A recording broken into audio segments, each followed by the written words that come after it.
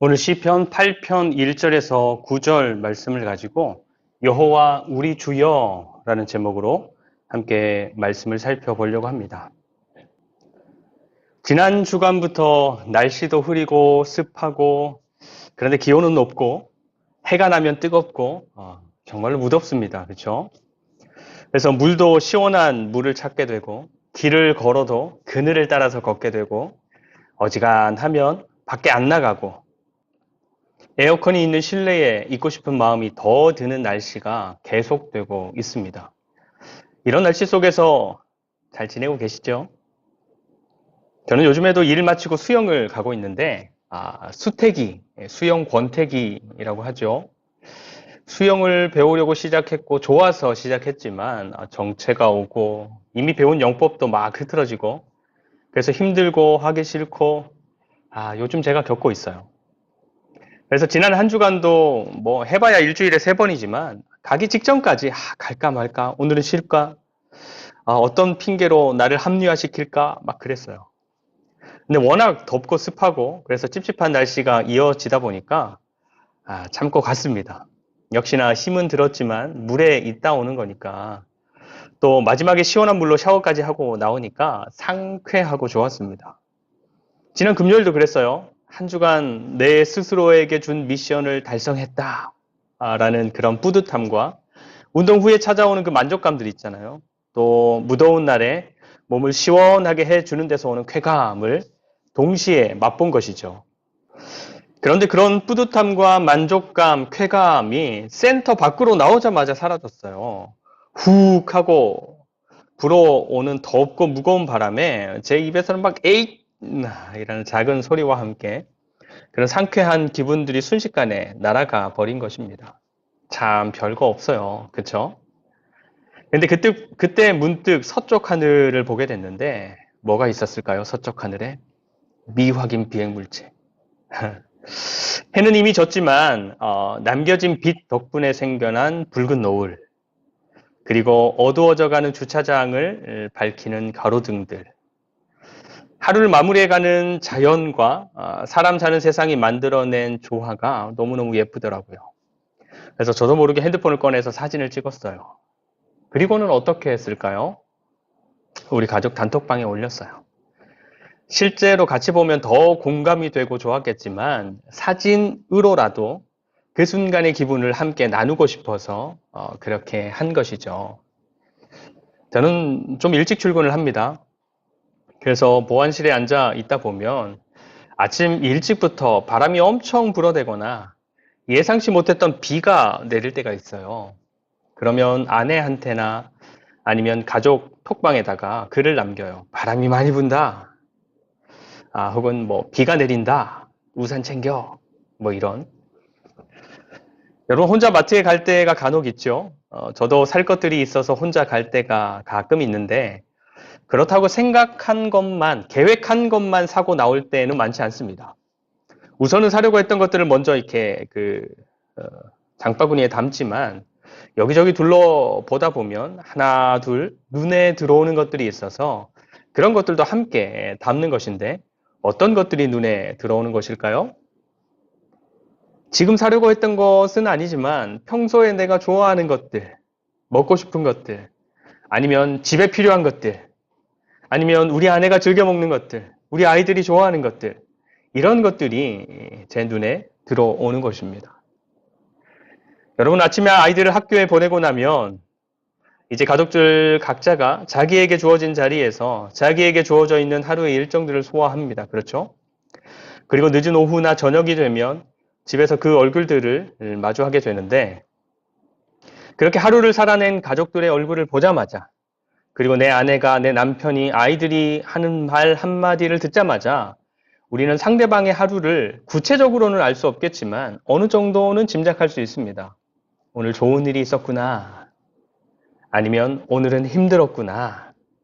오늘 무슨 일이 있었구나. 평소와는 다른 가족들의 행동이나 말투나 태도를 통해서 짐작할 수 있는 것이죠. 제가 무슨 이야기를 하려고 이렇게 쭉 여러 가지 상황들을 이야기하냐 하면 여러분 우리가 사랑하면 보이는 것들이 있습니다. 내가 너를 사랑하면 그 표정에서, 그 태도에서, 그 한마디 말 속에서 보이고 읽히는 감정들이 있습니다. 내가 너를 사랑하면 마트를 가도 새롭게 보이는 것들이 있고, 식당을 가서 음식을 먹어도 떠오르는 새로운 생각들이 있고, 짓궂은 날씨를 보더라도 또 아름답고 감탄할 만한 자연이나 상황을 보게 되더라도 전혀 다른 것들이 보이고 들리고 떠오르는 것입니다. 여러분, 오늘 시편의 말씀, 다윗도 어느 날 밤에 하늘을 올려다봅니다. 그리고는 노래하기 시작하는 것이죠. 여호와 우리 주여, 주의 이름이 온 땅에 어찌 그리 아름다운지요. 다윗이 그날 밤에 올려다봤던 하늘은 우리도 여기서 매일매일 볼 수 있는 하늘입니다. 그렇지만 그날 다윗의 고백은 달랐습니다. 왜 달랐을까요? 그때 다윗은 하나님을 너무너무 사랑하고 있었기 때문에.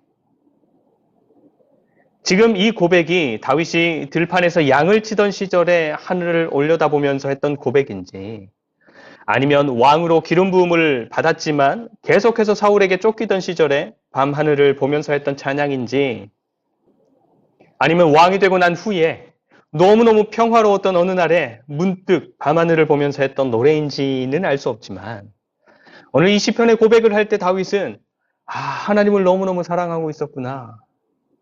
그래서 밤하늘을 봐도 그때가 어떤 때인지와 상관없이 오늘 이 시편의 고백과 같은 것들이 보이고 이런 생각들이 들고 이런 감정들이 터져 나오는 것이구나 말할 수 있는 것입니다.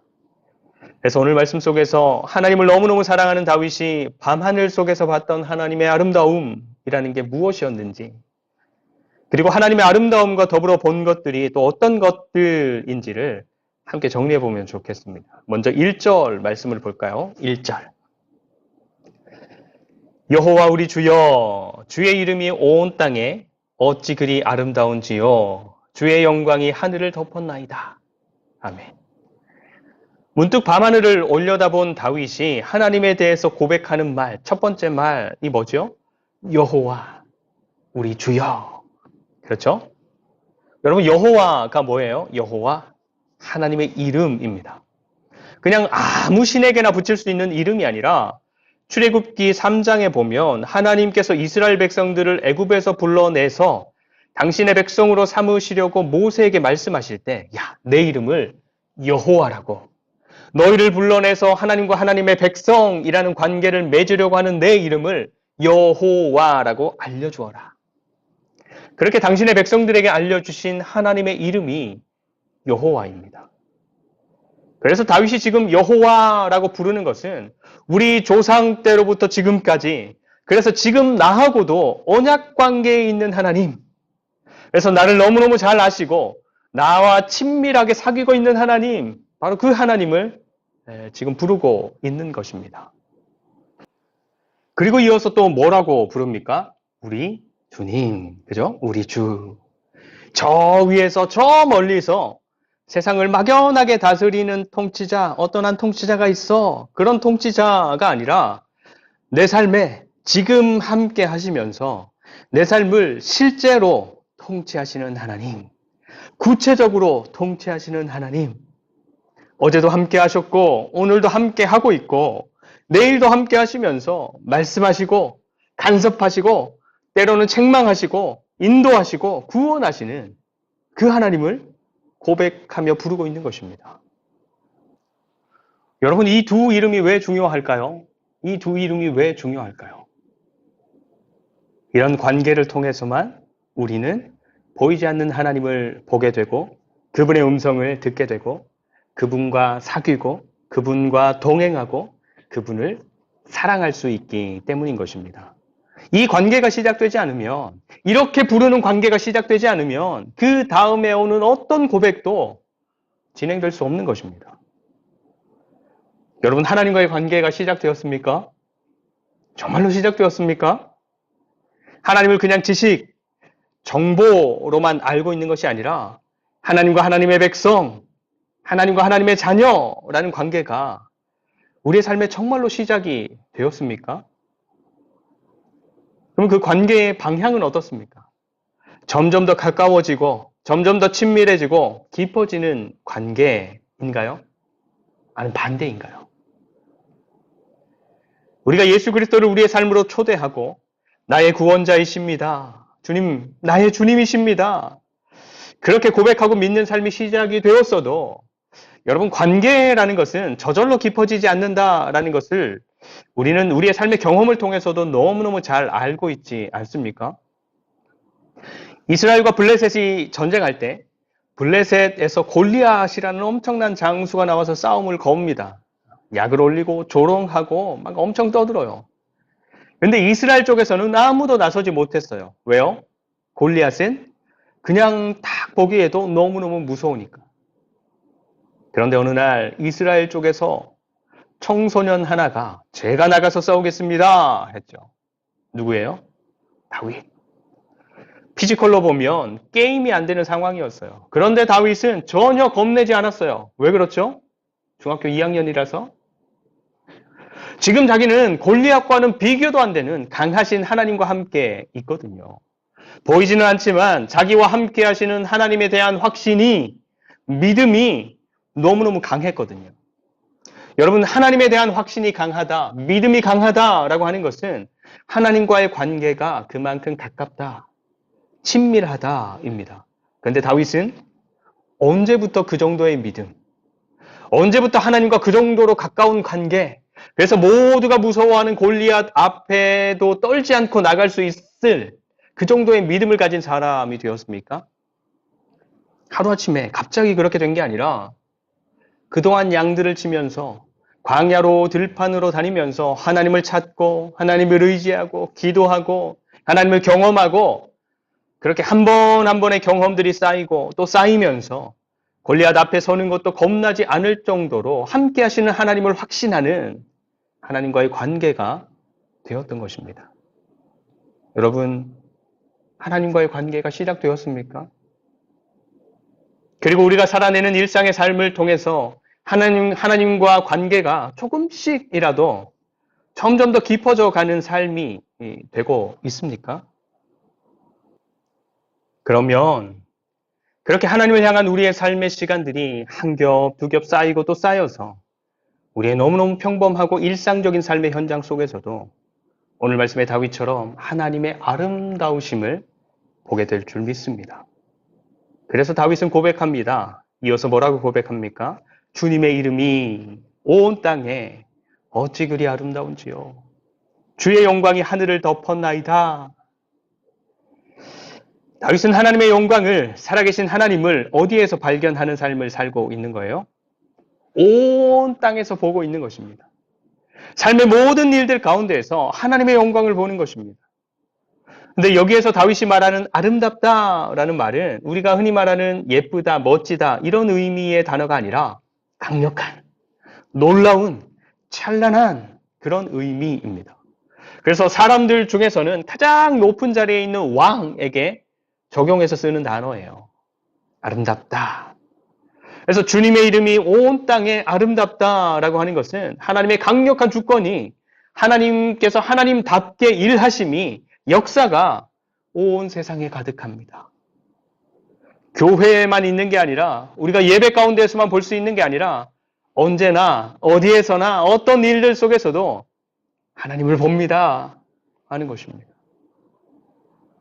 그럼 어떤 것들이 하나님을 너무너무 사랑하는 다윗이 보는 온 땅에 가득한 하나님의 아름다움인가? 하나님의 강력한 주권이 나타나는 역사이고 하나님이 정말로 하나님답게 일하시는 모습인가? 첫 번째는 2절 말씀입니다. 2절. 주의 대적으로 말미암아 어린 아이들과 젖먹이들의 입으로 권능을 세우심이여 이는 원수들과 보복자들을 잠잠하게 하려 하심이니이다. 아멘. 여러분, 하나님은 세상에서 가장 견고해 보이는 것이 아니라 가장 작고 연약하고, 그래서 하나님을 전적으로 의지하고 하나님께 전적으로 의존할 수밖에 없는 존재들을 통해서 하나님의 일을 하신다. 하나님의 권능을 세우신다. 말씀하는 겁니다. 여러분, 하나님의 이런 일하심은 우리가 살아가는 이 세상이 추구하는 방식들과는 너무너무 다르죠. 우리 스스로도 좀 그렇지만 이 세상에서는 강하고 잘하고 많고 뭐 이런 사람들을 통해서 뭔가가 만들어지고 세워지고 이 일이 추진됩니다. 그렇죠? 근데 우리 하나님은 정반대로 일하십니다. 하나님을 의존할 수밖에 없는 연약한 사람, 스스로는 아무것도 할 수 없어서 오직 하나님만 붙들 수밖에 없는 그런 사람들을 통해서 하나님은 당신의 권능을 나타내신다 하는 것이죠. 그래서 사도 바울도 이렇게 고백합니다. 고린도후서 12장 10절. 그러므로 내가 그리스도를 위하여 약한 것들과 능력과 궁핍과 박해와 곤고를 기뻐하노니 이는 내가 약한 그때에 강함이라. 아멘. 여러분, 우리는 우리의 부족함과 연약함들을 숨기지요. 그리고 그러니까 나는 못합니다. 이게 없어서 나는 못합니다. 저게 부족해서 나는 못합니다. 이 부분이 연약하니까 나는 안 됩니다. 그러면서 물러서고 포기합니다.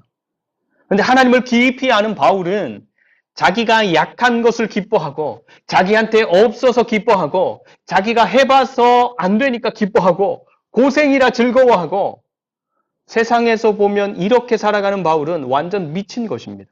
그렇죠? 근데 하나님의 관점에서는 그렇지 않다라는 거예요. 하나님이 통치하시는 나라에서는 자기가 약해서 없어서 안 돼서 고생하는 그런 자리라서 하나님을 더 진지하게 의지하게 되고 하나님께 더 의존하게 되고 그래서 하나님의 역사를 하나님의 능력을 그런 나의 연약하고 없고 안 되고 고생하는 자리에서 보게 되니까 하나님을 보게 되니까 기뻐하는 것입니다. 그리고 그런 삶이라서 내가 약한 그때가 곧 하나님이 일하시고 하나님이 나타나시는 제일 강한 때다라고 고백하는 것입니다. 그리고 다윗은 이런 하나님의 일하심을 하나님의 이름의 아름다움이라고 그리고 그런 하나님의 이름의 아름다움을 자기가 살아가는 모든 삶의 영역에서 보게 되니까 온 땅에 가득합니다. 온 땅에 가득합니다. 라고 찬양하는 것입니다. 여러분, 지금 나한테 부족하고 연약하고 없고 안 되는 것들이니까 그래서 그냥 포기하고 외면하고 감추지 말고 지금 나한테 부족하고 연약하고 없고 안 되니까 그것들을 더 하나님을 의지하는 통로로 삼으시면 좋겠습니다. 그래서 그 부족하고 연약하고 없고 안 되는 것들을 통해서 하나님의 풍성하심과 하나님의 강하심과 전능하심을 살아계심을 보게 되면 좋겠습니다. 그래서 오늘 말씀의 다윗처럼 하나님의 아름다움을 고백하고 노래하는 저와 여러분들의 삶이 되시기를 정말로 축복합니다. 그리고 이어서 다윗은 사람을 생각하고 돌보시는 하나님을 아름답다 고백하고 찬양합니다. 3절부터 8절의 말씀인데요. 여기서 다윗은 하나님께서 사람을 돌보시는 구체적인 방식을 두 가지 말하는데 첫 번째는 우리를 향한 무조건적인 사랑이고요. 두 번째는 우리가 살아갈 이유, 우리에게 삶의 목적을 주시는 것입니다. 우선 5절을 볼까요? 5절. 그를 하나님보다 조금 못하게 하시고 영화와 존귀로 관을 씌우셨나이다. 여러분, 하나님께서 우리에게 영화와 존귀로 관을 씌워 주셨답니다. 이 영화와 존귀라는 단어들도 왕들한테나 쓰는 단어들인데 우리한테는 무슨 자격이 있어서 하나님께서는 우리를 그렇게 여기실까요? 우리가 뭘 얼마나 더 했길래 하나님은 우리를 그렇게 귀하게 여기시는 걸까요? 그렇죠? 여러분, 창세기 1장을 보면 하나님이 사람을 지으실 때 하나님의 형상대로, 그죠? 하나님의 형상대로 지으셨다 말씀하셨습니다. 사람이 뭘 해서가 아니라 사람이 무슨 자격을 이미 따놓아서가 아니라 처음부터 그렇게 존귀하게 영화롭게 하나님의 형상을 따라 창조된 것입니다. 이제 막 태어난 아기를 한번 보세요. 생각해 보세요. 그 아기가 부모한테 뭔가를 해줘서가 아니라 아기는 그 존재 자체만으로도 사랑받는 것 아니겠습니까? 그냥 잘 먹고 잘 싸고 잘 자고 건강하게 존재하는 것 자체가 사랑스럽고 존귀한 것 아니겠습니까? 그렇죠? 많은 그리스도인들이 잘못 생각하고 있는 것이 있는데 내가 더 열심히 하면 더 잘하면 하나님이 나를 더 귀하게 여기실 거야 생각하는 것입니다. 근데 착각입니다. 오늘 5절 말씀은 정확히 그 반대를 말씀하시는데 존귀함이 먼저다. 존귀하니까 존귀한 사람처럼 살아라 말씀하는 것이죠. 그런데 그게 반대가 되면 우리의 신앙생활이 열심히 뭔가를 수고하고도 기쁨이 없고 남는 것도 없고 허무하고 공허할 수밖에 없는 것입니다. 그리고 두 번째는 6절. 주의 손으로 만드신 것을 다스리게 하시고 만물을 그의 발 아래에 두셨으니. 아멘. 하나님은 우리에게 만물을 다스리라는 명령, 우리가 살아가는 삶의 목적을 주시는 것으로 우리를 돌보신다 말씀하는 것입니다. 여러분, 우리 인간은 의미의 존재입니다. 의미의 존재. 내가 하는 일이 크고 화려한 일이든지 아니면 작고 잘 드러나지 않는 일이든지 의미가 되어야 열심히 잘 또 기쁘게 할 수 있습니다. 여기 6절에서 말씀하는 다스리라라는 명령은 창세기 1장에서 하나님이 사람을 향해서 처음으로 명령하신 말씀입니다. 사람들이 죄를 짓기도 전에 하신 명령이지요. 그래서 다스리라라는 명령은 죄의 대가로 짊어지게 된 노동이 아니라 하나님께서 처음부터 사람들에게 주신 특권이면서 존재의 목적인 것입니다. 나이 들어 은퇴하신 분들이 종종 이런 말씀을 하십니다. 열심히 일할 때, 젊었을 때죠. 너무너무 힘들어서 좀 쉬었으면 좋겠다, 놀고 먹으면 좋겠다 했었는데 시간이 지나서 은퇴하고 막상 아무 할 일이 없어지니까 이게 더 힘들더라. 왜 그럴까요? 여러분, 사람은 그렇게 아무런 할 일 없이 아무런 의미 없는 삶을 살아갈 수 없는 존재이기 때문입니다. 모든 사람은 자기에게 맡겨진 무언가가, 그래서 자기가 감당할 무언가가 있어야 살아있음을 느끼는 존재이기 때문인 것이죠. 그리고 이게 바로 창조 때부터 하나님께서 우리 사람들에게 부여하신 본성인 것입니다. 지금 우리는 그런 삶의 자리들에 서 있습니다. 그게 뭐 아이를 키우는 일이든지 일터에서 내가 맡은 역할 이런 거든지 누군가를 돌보거나 챙기는 일이든지 그 일이 크든지 작든지 드러나는 일이든지 그렇지 않은 일이든지 하나님께서는 우리를 그런 다스리는 자리에, 창조 때부터 계획된 존귀한 자리에 저와 여러분들을 데려다 놓으신 것입니다. 그래서 우리가 이런 사실을 기억하고 붙들 때 우리의 삶을 더 생기 있게, 더 풍성하게 살아낼 수 있는 것입니다.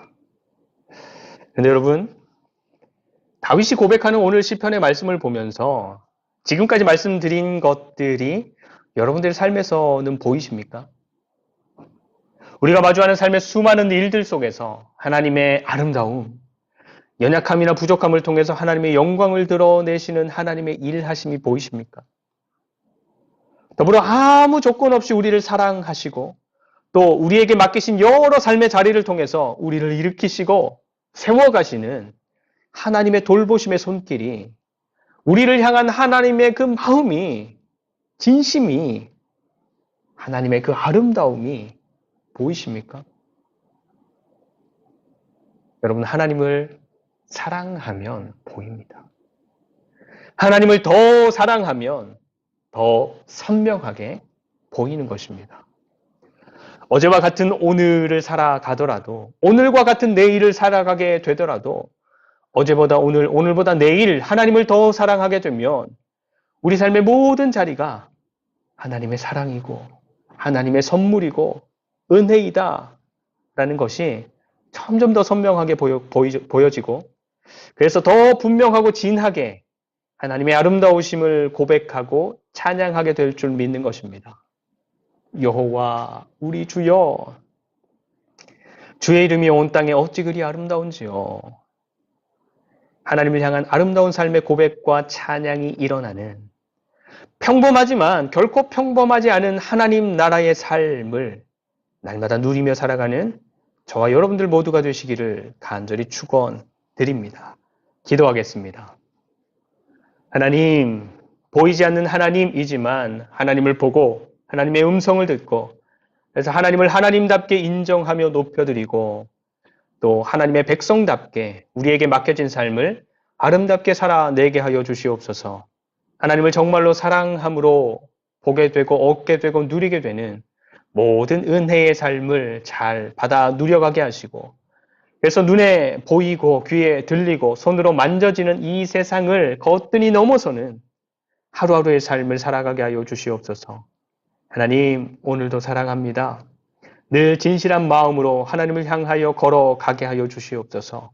감사드리며 우리의 삶을 진짜로 살리시고 더 풍성하게 누리게 하시는 예수 그리스도의 이름으로 간절히 축복하며 기도드립니다. 아멘.